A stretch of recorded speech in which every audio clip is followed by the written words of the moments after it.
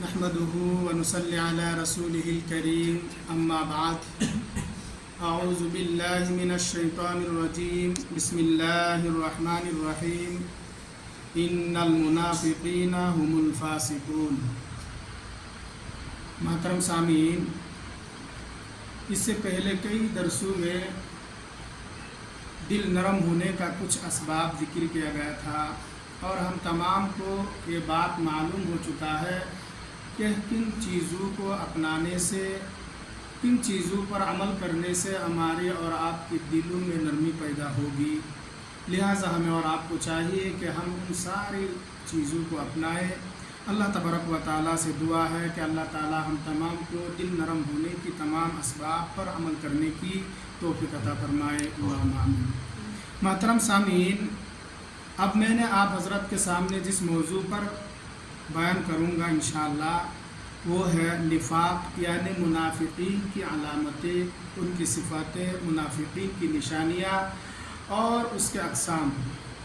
محترم سامعین، سب سے پہلے ہمیں اور آپ کو یہ بات جاننا ضروری ہے، جاننا چاہیے کہ نفاق یعنی منافق کسے کہتے ہیں۔ محترم سامعین، نفاق عربی زبان میں نافاقہ سے ہے، کہا جاتا ہے نافقہ ینافق نفاقا و منافقہ، جس کا معنی ہے چھپانا، حقیقت پر پردہ ڈالنا۔ اور منافق کو منافق اس لیے کہا جاتا ہے کہ وہ حقیقت پر پردہ ڈالنے کی کوشش کرتے ہیں۔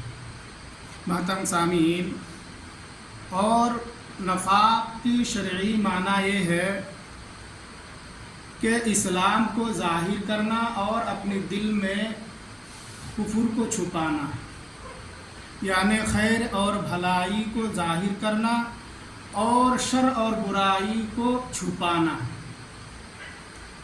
ایک شخص، ایک منافق اسلام کو ظاہر کرتے ہیں اور اپنے دلوں میں کفر کو چھپاتا ہے۔ اس لیے اللہ تبارک و تعالیٰ نے منافقین کے بارے میں ذکر کرتے ہوئے سورۃ التوبہ میں فرمایا ان المنافقین هم الفاسقون، بے شک منافق لوگ فاسق ہیں۔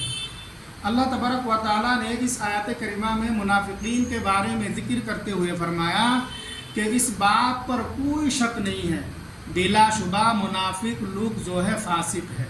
محترم سامعین، یہاں فاسق سے مراد یہ ہے کہ منافق جو ہے دائرہ اسلام سے خارج ہو جاتا ہے۔ منافق لوگ شریعت محمدیہ سے خارج ہو جاتا ہے، جو لوگ منافق ہیں وہ اسلام سے خارج ہے۔ محترم سامعین، منافقین کی جو اقسام ہے، منافق کے کتنے قسمیں ہیں، انشاءاللہ آئندہ درس میں ذکر کیا جائے گا۔ آج کے اس مختصر درس سے ہمیں اور آپ کو جو بات معلوم ہوا ہے اس میں سے پہلی بات یہ ہے کہ نفاق کا مطلب یہ ہے کہ چھپانا، حقیقت پر پردہ ڈالنا۔ اور منافق لوگوں کو منافق اس لیے کہا جاتا ہے کہ وہ لوگ حقیقت پر پردہ ڈالنے کی کوشش کرتے ہیں، حقیقت کو چھپانے کی کوشش کرتے ہیں۔ اور یہ بھی معلوم ہوا ہے کہ ایک منافق اسلام کو ظاہر کرتا ہے اور کفر کو اپنے دلوں میں چھپاتا ہے، یعنی ہر خیر اور بھلائی کو ظاہر کرتے رہتے ہیں اور شر اور برائی کو وہ کیا کرتے ہیں، اپنے دلوں میں چھپاتے ہیں۔ اور اللہ سبحانہ و تعالیٰ نے ان منافقون کے بارے میں ذکر کرتے ہوئے فرمایا کہ بے شک منافق لوگ فاسق ہے، یعنی منافق لوگ اسلام سے خارج ہے۔